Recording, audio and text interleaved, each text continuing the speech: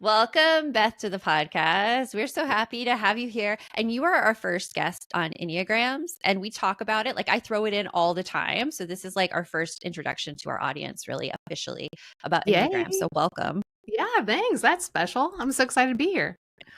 It's so interesting because I first found about Enneagrams through another podcaster, Amy Porterfield, who we were talking about earlier, who lives actually very close geographically to you. Yep. And as a way just to figure out more about yourself. And I have to say, like, out of all the personality tests out there, Enneagram is like the most universally appreciated among entrepreneurs. I feel like Yeah. every single person like I talk to who runs their own business, especially online, they're like, oh yeah, I'm an Enneagram like 1. What are you? I'm a 3, or like everything.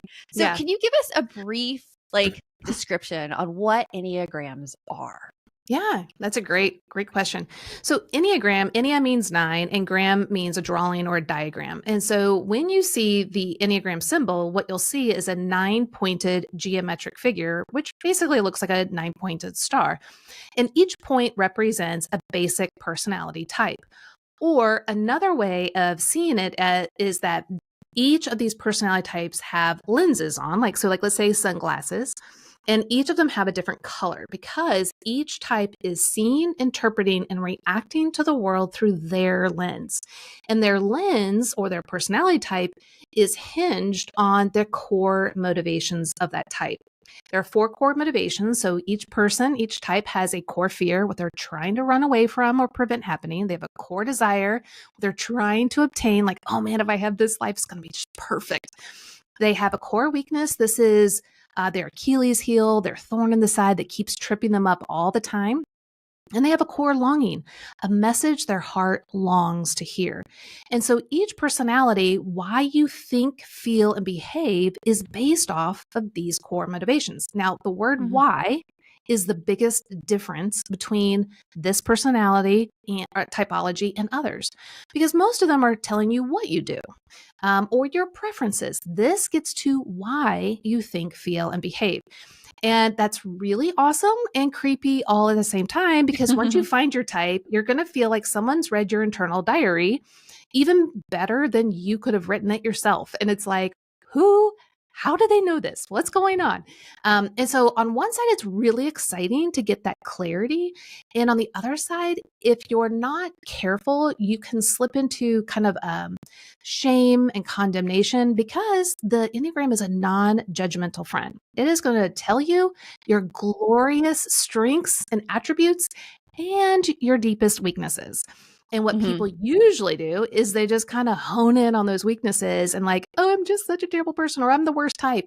And it's like, no, all the 9 types are truly amazing in their own right. And so what we're hoping, at least at Your Enneagram Coach, is to help people, yes, definitely see where you have your liabilities. If you don't know them, you're going to keep falling into them.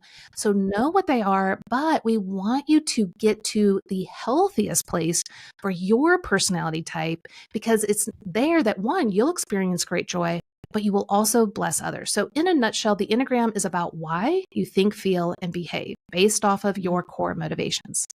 It's so interesting to me. When I was first getting started into Enneagrams and having really a trouble getting my type, I was told, like, it's the type where you're going to read it and you're like, no, I don't want to ever be that ever. And that's the one that's usually indicative of you. Would you say that's the case?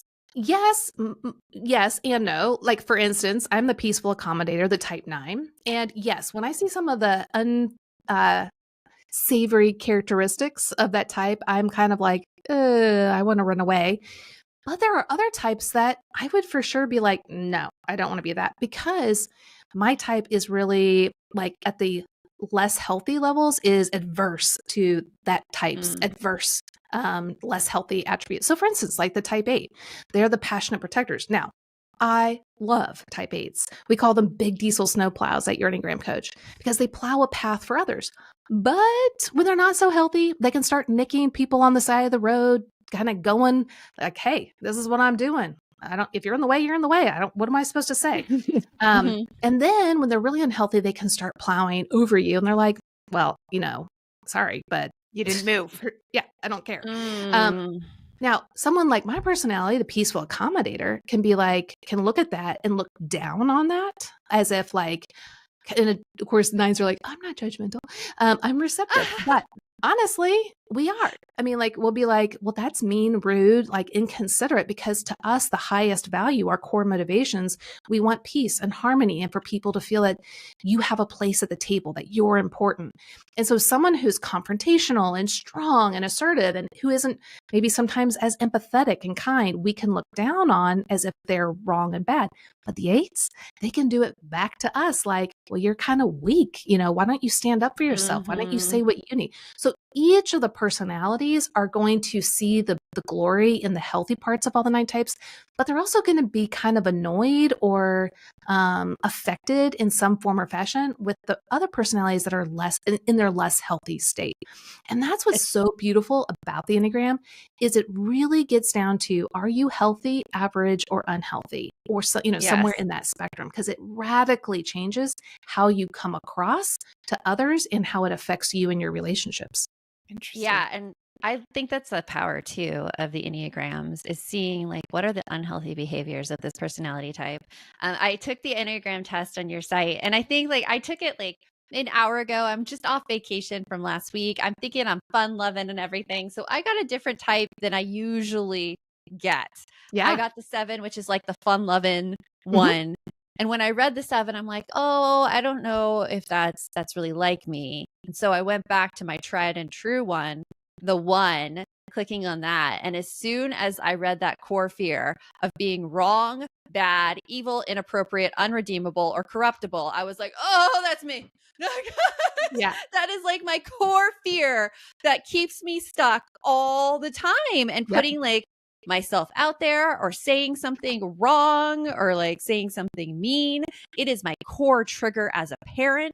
Like my daughter said to me the other day, she said, oh, well, you said that my 11-year-old brother was a better driver than me. And I'm like, I would never, ever say that. And she's like, no, you did, Mom. Just being told that, like making an insinuation that I was like a bad person or said a bad thing triggered me like so bad. And so when you say that knowing these can really help you in parenting, I could see it. I could see how it identifies your triggers. Yes. What other ways do you see it helping in parenting, knowing your Enneagram? Yeah. So, with my new book, Enneagram for Moms, I wrote the book that you need, not the book you want. And what I mean by that is I started using the Enneagram back in 2001 when my kids were 1 and 3 years old. And I just wanted someone to give me the manual, the instruction manual for my son, Nate, and my daughter, Libby. Like, just tell me what their type is and I'm good to go, And that's just not how it works because the Enneagram is about, again, the why, the core motivations. I don't know your core motivations, or Bree, your core motivations. I can, guess based off of, behaviors, but behaviors can actually be identical, but the why behind it can be radically different.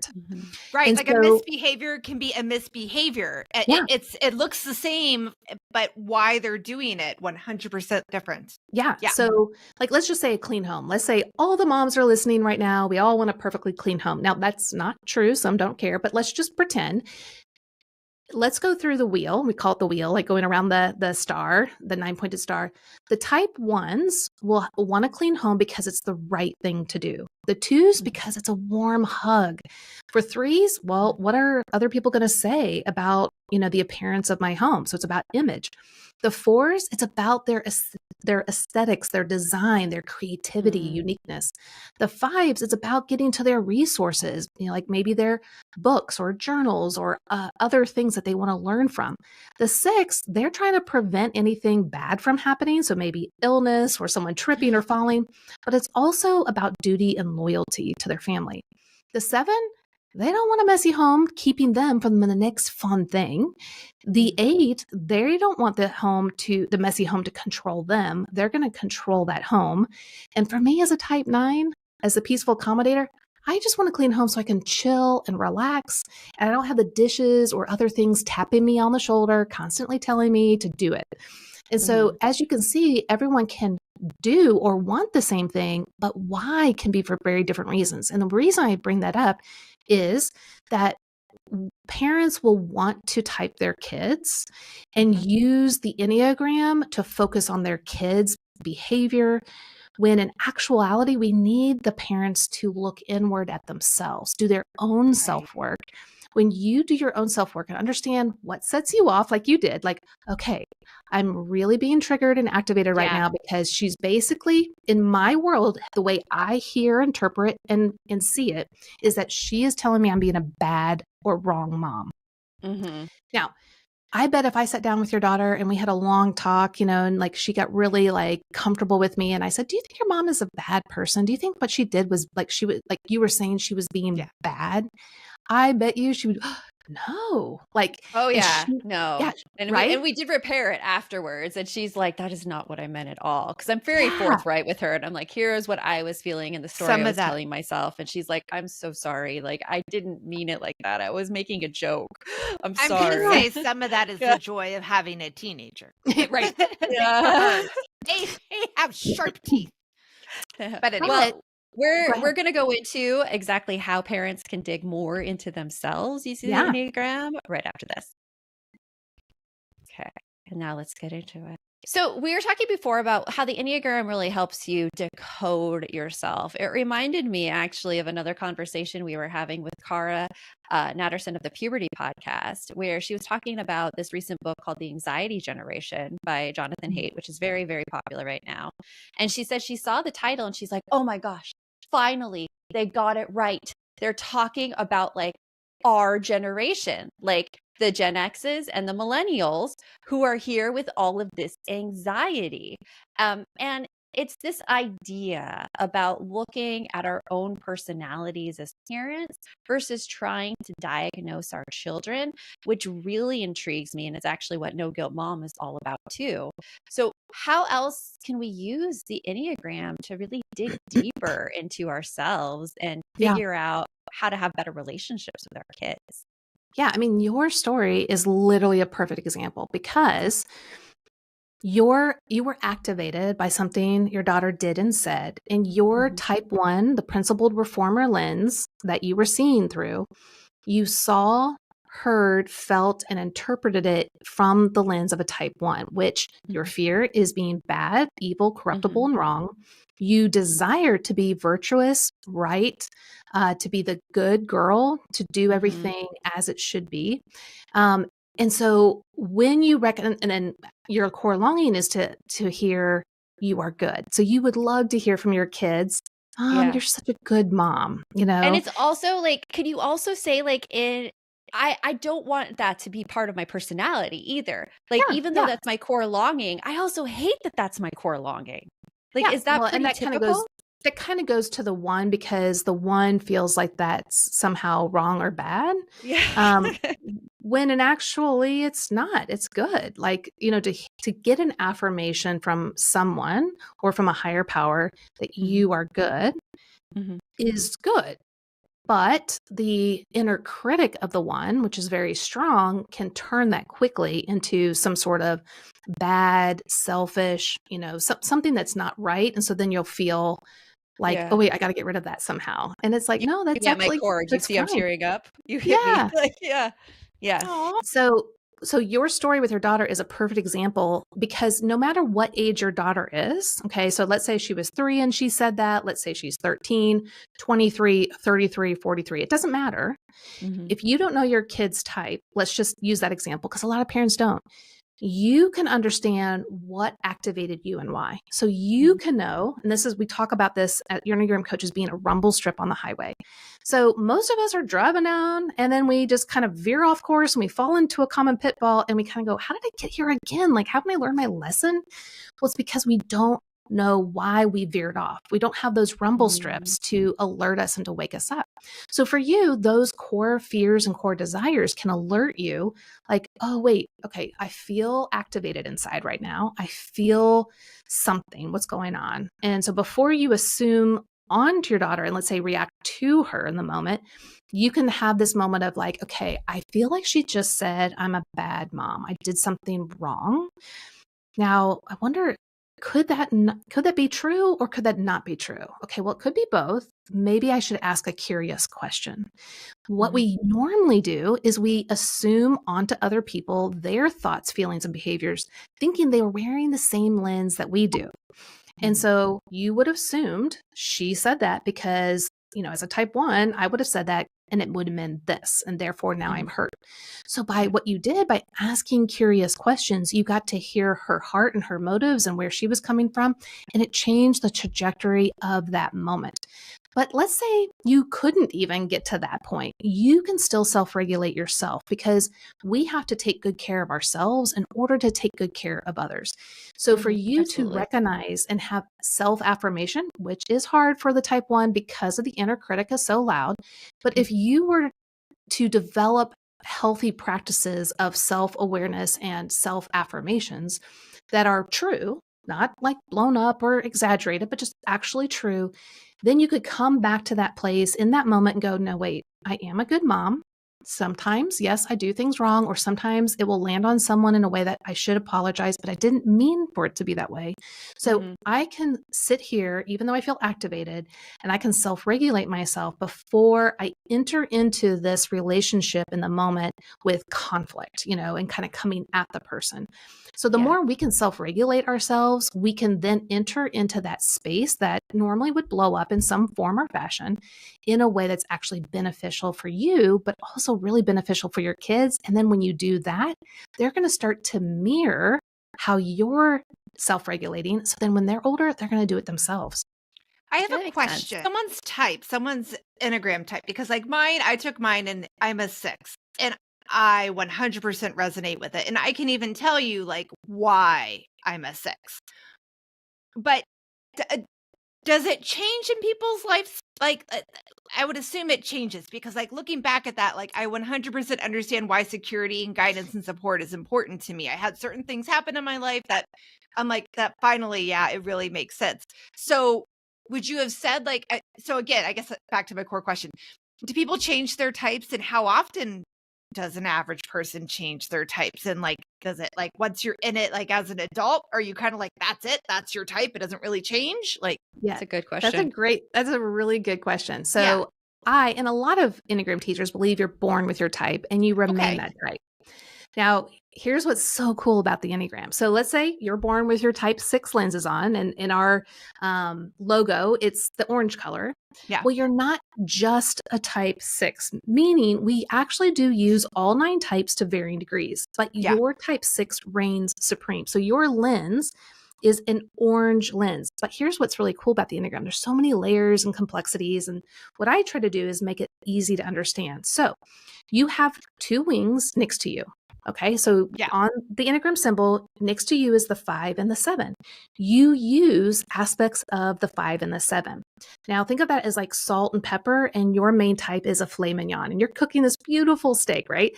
Well, when you use the seasonings properly, it draws out even better qualities of who you are, right? Like you're bringing and enhancing it. But if you over season, that's not going to be fun for anyone, right? Right. And so when you are healthy, you're going to use your wings, the attributes they have, in healthy ways, which is going to be amazing.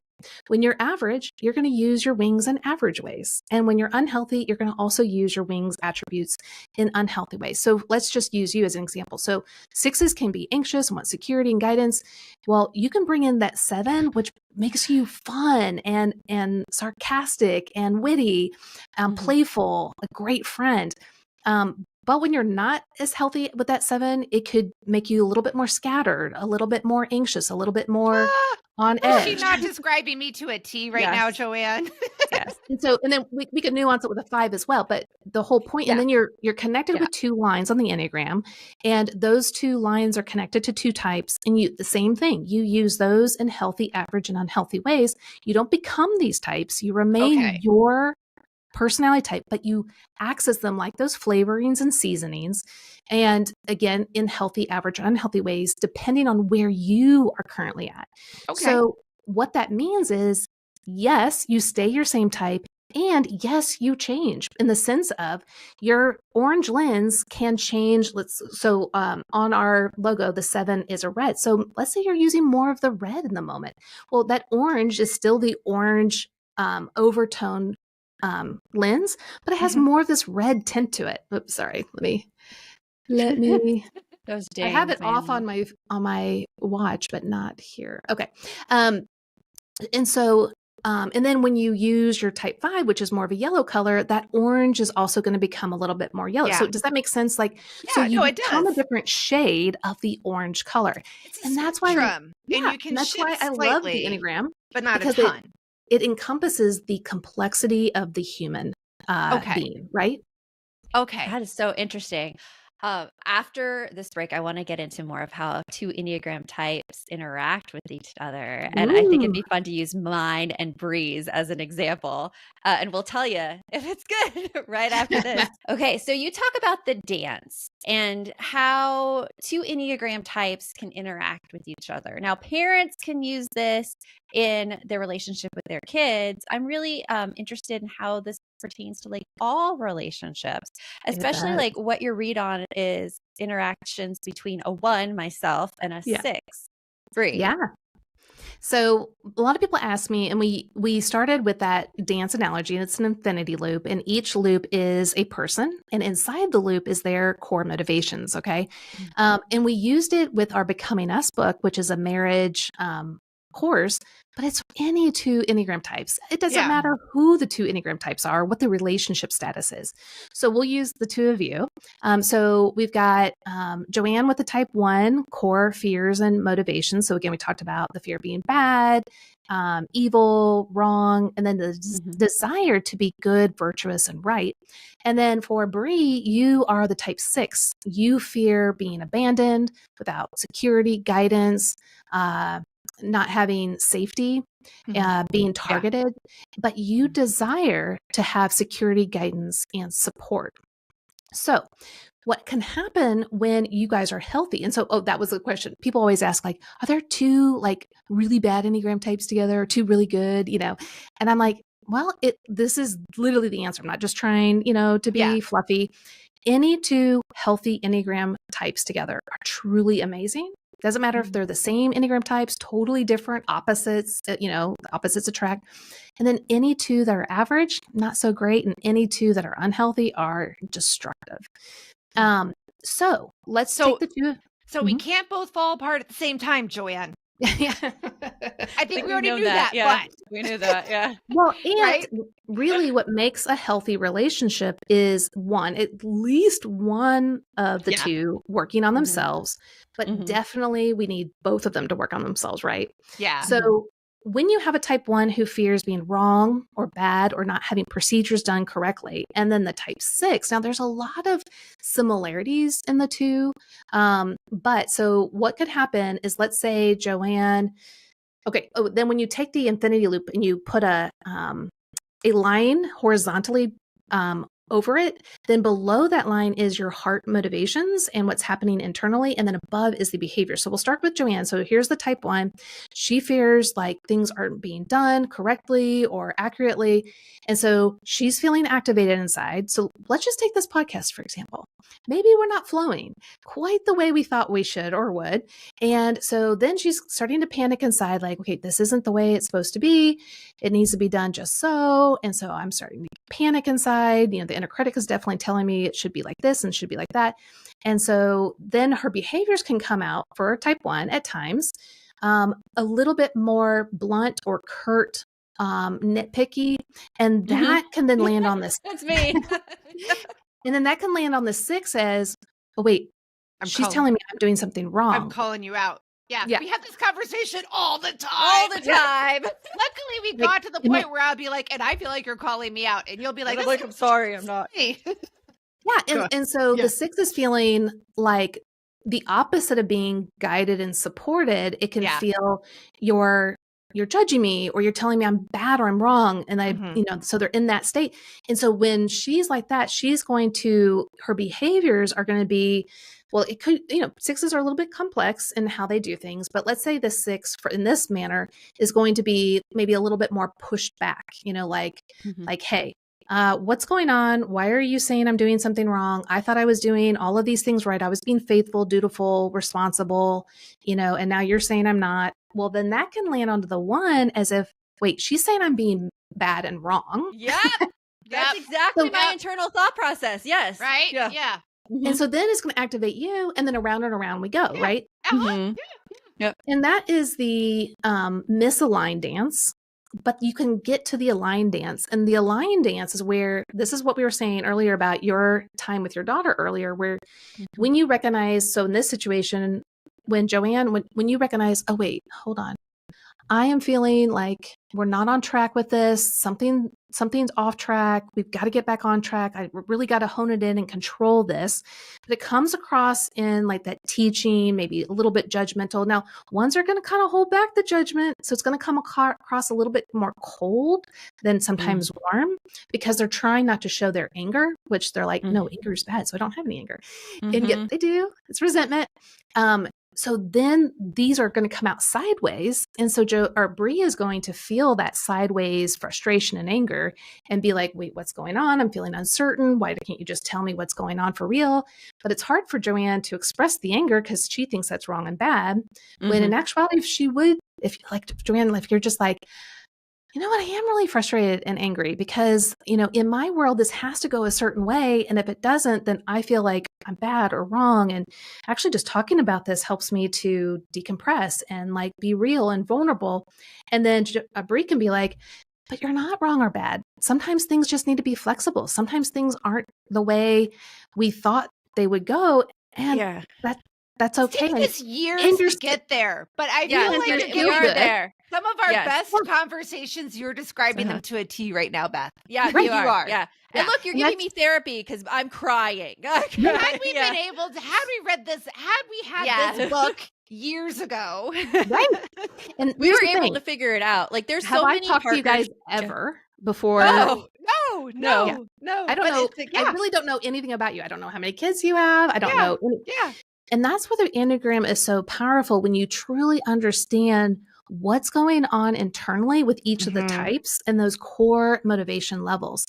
And this is where we want to take off our lens and put someone else's lens on, not to negate our side. Our side and our perspective is valid, but what is going on for them? So when each of you can kind of take off your lens and put the other lens on, you can go, okay, and just being open and honest, like, hey, I'm feeling like we're doing something wrong or bad. I know that's just me being a type 1. I have a lot of fears. I want some control.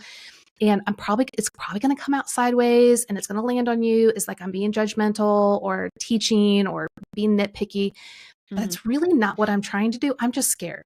I'm scared that this or this or this isn't happening. And I just need to be able to vocalize that without it landing on you, Bree, as I am saying that you're wrong or that you're in trouble. Or that we're in trouble, or that everything's going to fall apart. So if you heard that, Bree, if you heard that, wow, that is like so like it's like a shower of truth and like feelings right now. because she would be being honest with what's going on, but she's also being honest with how she feels about you. Like, this isn't because she would know, okay, you fear being in trouble, or that this whole podcast thing is going to fall apart. And she could say, I am not saying that, but I know that would be a fear for you. I just need to be able to vocalize my side and have us like work together on where our fears are, so that we're on the same page, but we know that we're not trying to come at each other with our personality lenses, but let's just talk about where we're really at. And sixes want honesty, and so do ones. So you guys actually want the same thing, but you might accidentally be hearing it from that person's lens. Does that make sense? Yeah. Oh 100%. Yeah, definitely. No, we've worked through a lot of it and had these conversations, but it's taken us a while. It's taken us a long time to get there. And I think part of the reason we were able to get there is because of the fact that we've been friends for so long. Yeah. We can be that honest with each other. If it was an average coworker relationship, I would not feel safe enough to have that conversation. And we teach communication and self-reflection. So, yeah. We both, it's a big focus for us both. I have a quick question though. Okay. So I made my husband take this too, so that I could kind of like see where he landed. But you talked about how like our kids, we can view them a certain way. How do we figure out where our kids are coming from? Do we have them take the Enneagram test as well? Or I mean, like, plus obviously you can't have your 6-year-old take it. You're not going to get it. Yeah. So really, for each person, whether it's your husband or boss or whoever, you might have an inkling, like, I think they're that, but you might be surprised. Like a lot of people don't think I'm a 9 because I can be so outgoing, and they're like, oh, you must be a whatever number. And I'm like, no, I'm trust me, I'm a 9. And so we don't want to name other people their type for them. Even if you swear, like my husband thought he was a type 8 for years, and he's a type 6, like, because he didn't want to be like my mom, who's a type 6, which they're very different, like on the outward looking 6s. And so he didn't even want to look at it. But for our kids, they don't know themselves until probably like really why they do what they do until their teenage years, maybe even older. Some of them don't care, you know, they don't want to have the conversation. So, but your kids were born with their personality. And so even though God, gave you this can of white paint, well, what you don't, and you're like, oh, cool, I get to make whatever color I want. I want to make, like me, I want to make little peaceful accommodators. These are going to be like super kind and empathetic people. Yeah. Well, yes, it's good to impart my personality, the good things to them, but they have their own personality in there. So, when you go to like Sherwin-Williams and you say, hey, I want whatever color, the color goes in, multiple colors, right? Go into the paint can, but they settle at the bottom. And when they have to shake it up, right? Or it just stays basically a can of white paint with a lot of color at the bottom. So when you're giving your baby, it's like that can of white paint with the color at the bottom. You don't even know what their personality is. They don't know what it is, but it's there. It just is going to take time for them to experience life and have it shooken up and stirred and all the things. But here's what really happens is as you stir, when you first start stirring, you might see a hint of orange, and then all of a sudden there's some blue. And then it's like, wait, what color is it? Well, remember I said that we use all 9 Enneagram types to different degrees. So my mom was a 6 and my dad was a 7. So I bet you there was a lot of 6 and 7 that kept popping up because I'm just trying to figure out this world and what's safe and how do I get through this world without either getting in trouble or, whatever it is. But that color eventually comes to fruition, definitely in those teenage years. And this is what's really hard for parents, because parents are usually like, you've never been like this before. You were always such and such and such and such, and now you're blah, blah, blah. And it's like, yeah, because our personality is fed up living an inauthentic life, and they just want to be them. And so that is a key time for us to be curious about our kids, to draw them out, ask them questions, and see where even what you think is a flaw could actually be one of their greatest assets, but immature in the moment. So if, like as a type 9, if I had a type 8 daughter who is strong and aggressive and a leader and says what she thinks, I would characterize that as being bad, rude, and inconsiderate of others. But that actually is one of the greatest strengths of an 8 when they use it in a healthy way. For example, Dr. Martin Luther King Jr. We need 8s to plow a path for others. So as a parent, it's my opportunity and privilege to find what are their traits and how can I help them to recognize, hey, how you're using that trait right now is ineffective and actually harmful, but in and of itself can be great when it's used in this way and in this timing. For instance, you're talking back to your mom, you're yelling at her. Not the best idea. But when you are in a boardroom, when you're an adult and things go awry and you need to say the hard thing and stand up for the injustices, that's pretty remarkable. So we as parents, we have the harder work to do, but we can definitely shape our kids, even if we don't know their type. But definitely from teenage on is when you can start to kind of ask the questions and investigate. Yeah, that is interesting. This has been fascinating, Beth. Like, I've learned so much more about the Enneagram from this conversation. Great. And I want to know, like, what is exciting for you coming up in your life? Yeah, well, we just released the book in the summer. So the Enneagram for Moms is kind of, just what I've been spearheading. We have lots of books out there. We have even journals for each of the 9 types to learn about themselves. But this book, I think for moms, it's a book that I wrote to my younger self that I wish I had had. And so I know it's going to be a real blessing to all moms. And here's the thing, it's for all moms of all stages. My kids are adults and I have a grandson. And I use the Enneagram all the time with my kids. It's so important because I could totally say something and it land on them wrong. And I can have those conversations with them and repair quickly because I know where they're coming from. And so this is definitely for all moms of all stages. So this is what I'm really excited about. Awesome. I love it. I love it. I'm excited to look into it more to see like what kind of more questions I can ask my daughter since she's 15. Yeah, and in the back of the book, there's a whole section on the kids' core motivations, and it's written in a way that you can kind of dialogue with them, but also what they'll look like in their type when they're healthy, average, and unhealthy. So we'll give you kind of heads up. I love that. I love it. Awesome. It's amazing. So go grab the Enneagram for Moms. I'm sure it's available on Amazon, right, Beth? Like that's anywhere you buy books. Yep. Anywhere you buy books, we'll have a link